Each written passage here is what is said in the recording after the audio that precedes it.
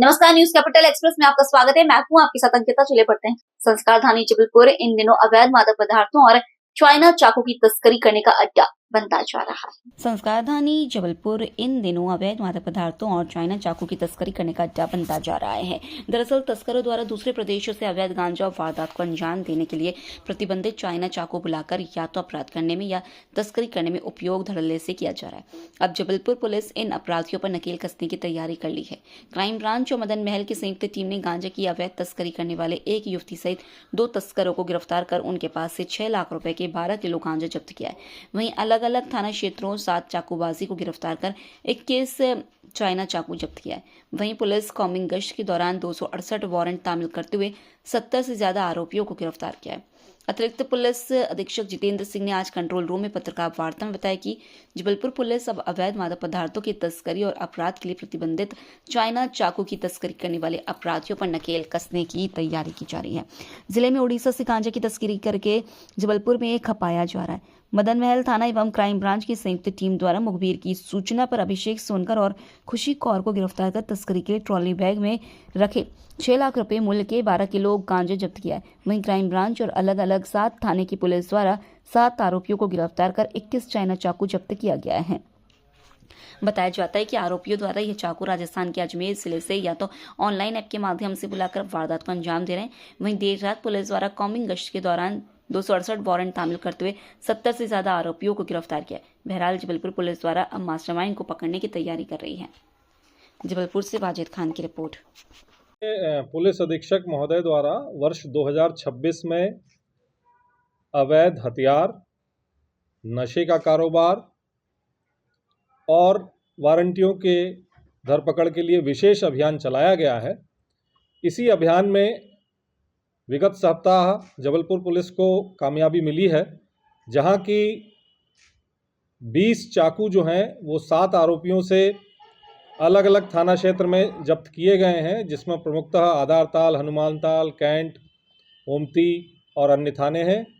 इसी तरह से थाना मड़ोताल और थाना मदन महल में गांजे के कारोबार के विरुद्ध एक प्रभावी कार्रवाई की गई है, जहां की लगभग 20 किलो से ज़्यादा गांजा जब्त किया गया है।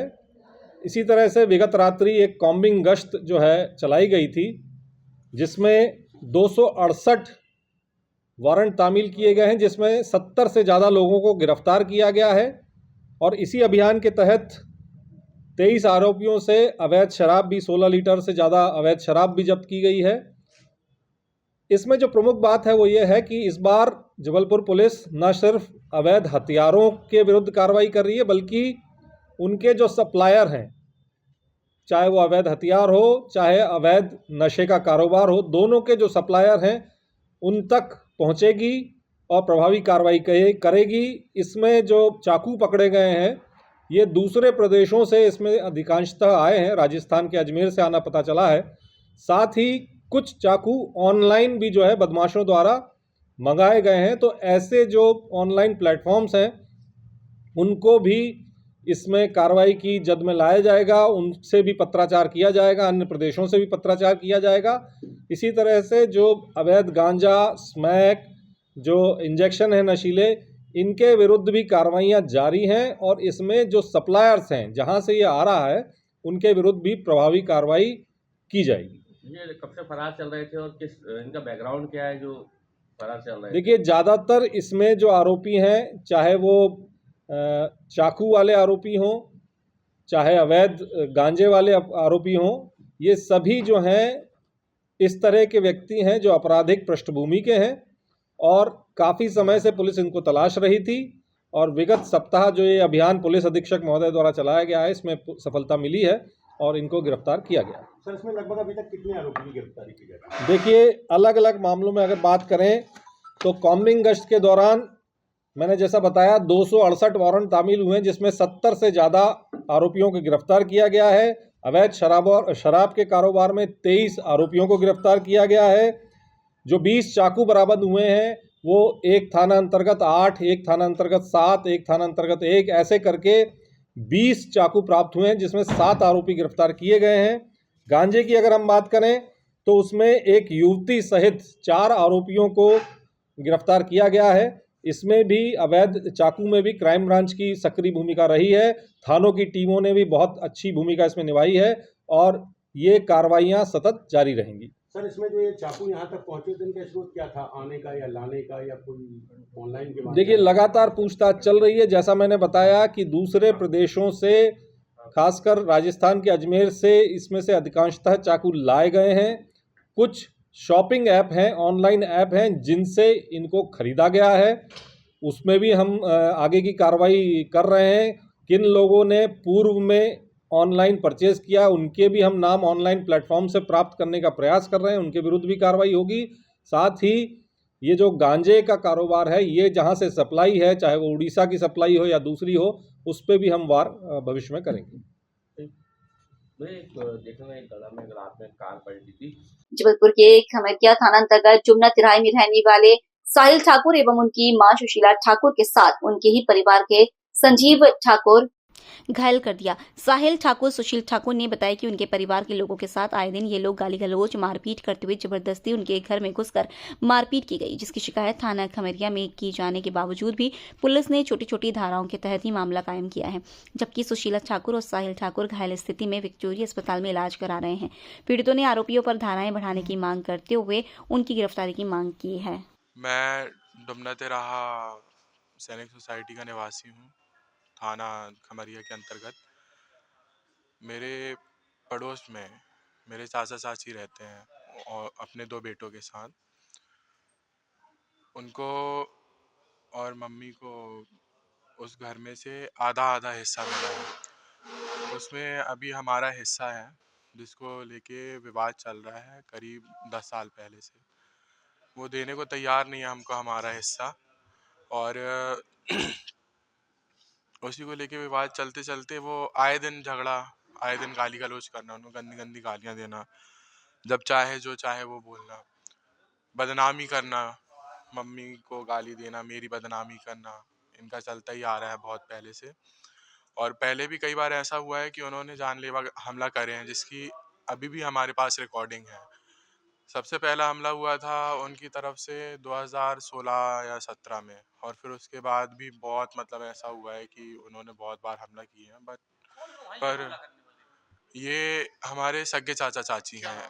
उनका नाम है चाचा का नाम है संजीव सिंह ठाकुर और चाची का नाम है संध्या ठाकुर। और सबसे ज़्यादा उनका जो बड़ा बेटा है वो तो बिल्कुल एक मेंटल टाइप का है, जैसे पागलपन के दौरे पड़ते हैं उसको, कि लोगों को जब तक वो गाली नहीं बकेगा, मारेगा नहीं, तब तक।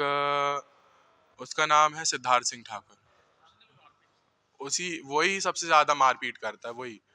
और सबसे ज़्यादा लोगों का भी बहुत हुआ है उससे, कि ये घटना है 4 दिन पहले की। उसमें हुआ क्या था, मैं मारपीट हुई नहीं है, मुझे मारा है और मम्मी को मारा है। मम्मी को पहले तो अंदर घुस आए वो लोग, निहत्था देख पकड़ के, और पहले मुझे मारने लगे। फिर जैसे तैसे बाहर आए तो मैंने चिल्लाया, आसपास के लोग इकट्ठे हो गए। उनको घर के अंदर नहीं आने दे रहे थे, गेट के अंदर, मेन गेट जो है उसके अंदर नहीं आने दे रहे थे। वो चाची वहाँ पे खड़ी थी कि कोई अगर अंदर गया तो उसको भी मारेंगे। फिर बिल्कुल पत्थरों से मारना, और वो घूंसे मारना, मुक्के मारना, और फिर बाहर जाके वो गेट के बाहर ले। ये मुझे वो नहीं पता, मुझे उसने कुछ वो तीखा सा कुछ लिया था उसने, लोहे का। अब मैं ये चाहता हूँ कि हमारे केस में धाराएं जो हैं वो बढ़ाई जाएं उनके प्रति। हाँ, वो उनको कोई भी धाराएं ऐसी लगी नहीं है। मम्मी का नाम है सुशीला सिंह ठाकुर, मेरा नाम है साहिल ठाकुर, डुमना तिराहा सैनिक सोसाइटी में। राकेश आर्मो विगत 3 माह से फरार था। हालांकि मारपीट के मामले में 3 आरोपियों को पुलिस ने पहले ही गिरफ्तार कर चुकी है। एसपी जबलपुर ने राकेश आर्मो पर 5,000 रुपये का इनाम घोषित किया है। यह घटना सितंबर माह की है, जब एसबी रिजॉर्ट में घमापुर निवासी शरद यादव, अभिलाष सहित अपने अन्य 4 साथियों के साथ जन्मदिन की पार्टी कर रहा था। उसी बीच अभिलाष सिगरेट पीते बाहर निकल गया, जहां पर बरगी नगर निवासी अंकित पटेल साथी राजेंद्र पटेल के साथ खड़ा हुआ था। उसने सिगरेट मांगी तो अभिलाष ने यह कहते हुए देने से मना कर दिया कि मैं तुझे नहीं जानता हूँ तो सिगरेट क्यों दूं। इस बात पर विवाद हो गया। इसी बीच राजेंद्र पटेल ने फोन करके भाजपा नेता राकेश आर्मो को बुलाया। कुछ ही देर बाद भाजयुमो नेता अपने कुछ साथियों के साथ आया और राजेंद्र के इशारा करते ही फरसा से हमला करना शुरू कर दिया। मौके पर अफरातफरी का माहौल बन गया। अभिलाष और उसके साथी अपनी अपनी जान बचाकर बरगी नगर पुलिस चौकी पहुंचे और शिकायत दर्ज करवाई। घटना को अंजाम देने के बाद सभी आरोपी मौके से फरार हो गए थे। हालांकि बरगी पुलिस ने 3 आरोपियों को पहले गिरफ्तार कर लिया था। वही बीजेपी नेता घटना के बाद से ही फरार चल रहा था। जबलपुर एसपी ने 5,000 रुपये का इनाम घोषित किया था। आखिरकार पुलिस भाजपा नेता को गिरफ्तार कर लिया। गौरतलब है कि जन्मदिन मनाने को लेकर उपजे विवाद में दोस्तों के साथ चाकू मारकर 5 लोगों को घायल करने वाले भाजपा नेता को आखिरकार बरगी पुलिस ने गिरफ्तार कर लिया है। पुलिस ने एक स्कॉर्पियो भी जब्त की है। जी भी एक आरोपी को पेश किया है राकेश आर्मो जी। हाँ, थाना बरगी में एक 3 महीने पुराना एक प्रकरण था जिसमें एक आरोपी फरार था राकेश आर्मो। उसको आज गिरफ्तार किया गया है और गिरफ्तार कर जुडिशियल रिमांड में जेल भेजा गया है। सर ये भाजपा को भी नेतृत्व करता है? ऐसी मुझे कोई जानकारी नहीं है, लेकिन उस हमारे बरगी में इस प्रकरण का ये आरोपी है। कितने लोग थे इस मामले में? इस प्रकरण में 4 आरोपी थे। 3 पहले गिरफ्तार हो गए थे और इसकी तलाश की जा रही थी। आज मिलने पर इसको गिरफ्तार किया गया। लगभग कितने दिनों से फरार था? लगभग 3 माह से फरार था। यूथ हॉस्टल रानीताल में विवादित हॉस्टल में की गई तोड़फोड़। अधिवक्ता अंशुल पटेल के साथ विवाद के बाद मारपीट। रानीताल खेल परिसर में चल रहा है अधिवक्ताओं का क्रिकेट टूर्नामेंट के बाद बाहर निकलने समय हुई मारपीट। 2 दर्जन युवकों ने किया मारपीट। साईं हॉस्टल के खिलाड़ियों पर लगाया मारपीट का आरोप। अधिवक्ता सहित अन्य एक घायल। लाडगंज थाना में की गई शिकायत। पुलिस जांच में जुटी। जबलपुर से वाजिद खान की रिपोर्ट। बताइए क्या घटना हुई? आज ठीक 9 बजे लगभग मैं सिवनी से आया था।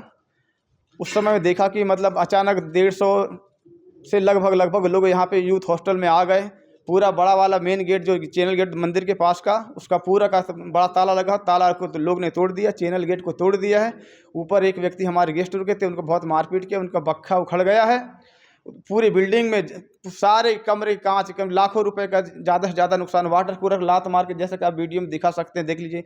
ऑफिस के दरवाजे में लात मार के तोड़ दिया उन्हें। ऑफिस के दरवाजे को सॉरी टेबल में। कौन कौन था यहाँ पे? यहाँ पे सिर्फ कोई नहीं था। मेरे यहाँ 2 कर्मचारी थे, दिनेश कुमार श्रीपाल और राजू नाम के 2 व्यक्ति थे। ये भी इनकी भीड़ है, डर के मारे अपने अपने लोगों को आई? जी चोट सिर्फ एक व्यक्ति को आई है। कौन लोग थे, कुछ पता चल पाया? वो पता चला है कि पूरे वकीलों का एक दल होता है, वकीलों का एक संघ होता है। वकीलों से शायद मारपीट हुई, मुझे पता चला हुआ है। हमारे पत्रकार कॉलोनी रामेश्वरम अग्रवाल जी रहते हैं, उनके बेटे के साथ कोई हादसा हुआ है। तो सारे के सारे वकील लोगों की हॉस्टल के हमारे, क्योंकि हॉस्टल में एक ही बंदा है, पूरा हॉस्टल पूरा तरह खाली है, कोई नहीं है, फिर भी उन्होंने इस हॉस्टल को शक के बुनियाद पर भारी तबाही मचाई हुई। 1-2 लाख रुपए का नुकसान ऑलरेडी कर चुका हुआ है। मैं RK परिहार, मैनेजर यूथ हॉस्टल जबलपुर।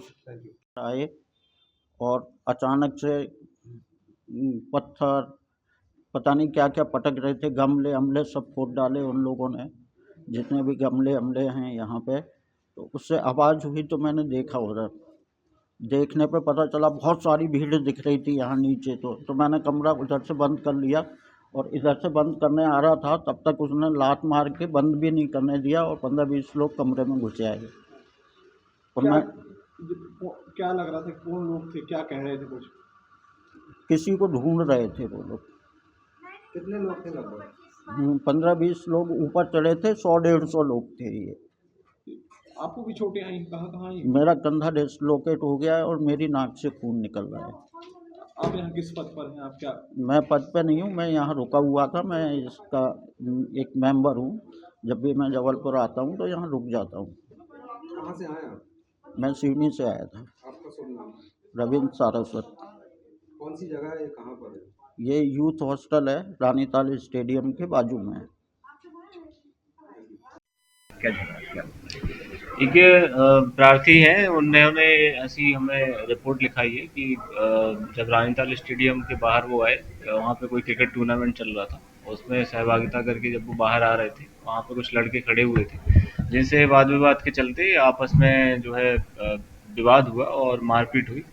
और उस संबंध में जो है थाना लॉर्डगंज में इसमें विधिवत कार्रवाई की जा रही है। तोड़फोड़ भी साई हॉस्टल में हुई है, ऐसी भी कुछ खबरें आ रही हैं, कुछ लोग पहुंचे हुए थे, तोड़फोड़ यूथ हॉस्टल और साई की गई। इसकी अभी जांच की जा रही है। अभी हमारे पास जो है कोई भी ऐसी शिकायत नहीं आई है, और इस पर हम कार्रवाई, इसमें यदि ऐसी कोई कार्रवाई इसमें हुई है तो हम इस पर कार्रवाई करेंगे। विवाद किन किन के बीच अगर कुछ विवाद ये अंशुल पटेल हैं, इनका विवाद हुआ था। दो जो लड़के हैं वो अज्ञात हैं, करीब 10 से 15 लड़के हैं जिनके साथ ये विवाद हुआ था, और इनके साथ 2 अन्य इनके साथी थे प्रार्थी के साथ, जिनके साथ ही वाद विवाद हुआ है। FIR कौन ने करवाई है? FIR अंशुल पटेल ने कराई है, प्रार्थी इसमें अंशुल पटेल है।